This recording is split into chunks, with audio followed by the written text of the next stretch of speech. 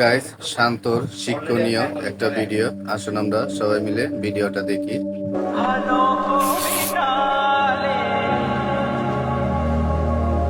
দেশে তোরা তো কি এটাতে তুই গাড়িটার কি করছস?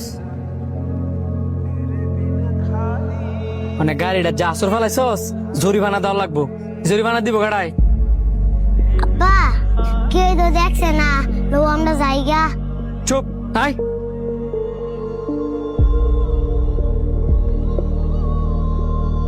বড় ভাই, বাইরে যে নীল কালারের প্রাইভেট কার ওইটা কি আপনার? জি আমার। কেন, কিছু হয়েছে? ওইসে বলতে গেলে কি ভাই, আমার ফোলার আমি রাস্তা দায়িত্ব দিতেছিলাম, পরে ইডের কণা দিয়া আপনার গাড়ির মধ্যে হ্যাঁ আসর দিছে। কি কম গাড়ির মধ্যে আসর দিয়ে দিছে? মানে আইনছে দেই তোরা না যে করি এত লঙ্কামি করতি, এন বেড়া যেই মিলে চিত্তে গেছে তোরা আমার আজকে বাইন্দা রেখে দিব।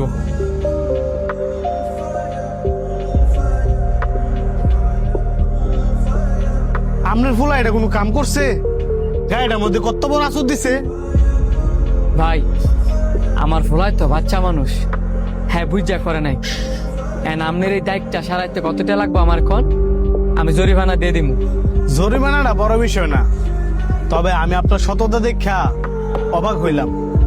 আপনার ছেলে যখন এই কাজটা করছে আমি তো ছিলাম ওই ভিতরে, কেউ তো দেখে নাই।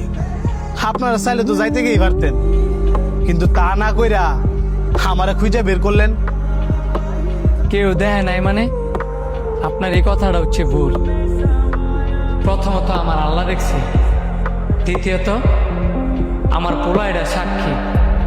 আমার পোলায় যে কাজটা করছে, আমি যদি এখান থেকে যাইতাম গা, তাহলে আমার পোলায় কি শিখতো বা ভবিষ্যতে কি শিক্ষা দিত?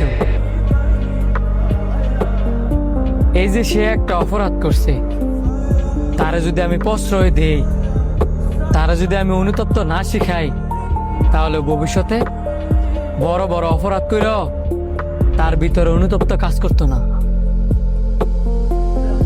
দেখেন, আমি আমার পোলারে এখন যে শিক্ষা দিয়ে বড় করব, ভবিষ্যতে সেই বড় হইয়া আমার ওই শিক্ষা অবলম্বন করে চলব। এখন আপনি বলেন, আপনার জরিমানা কত দিতে হইব, আমার আবার যাইতে হইব? না না ভাই, জরিমানা লাগবে না। আপনার কথাগুলো শুনেই আমার মন ভরে গেছে গা। প্রত্যেকটা বাবা মারই আপনার মতন চিন্তা ভাবনা থাকা উচিত। ধন্যবাদ ভাই। আঙ্কেল সরি বলো। Uncle sorry. আসো।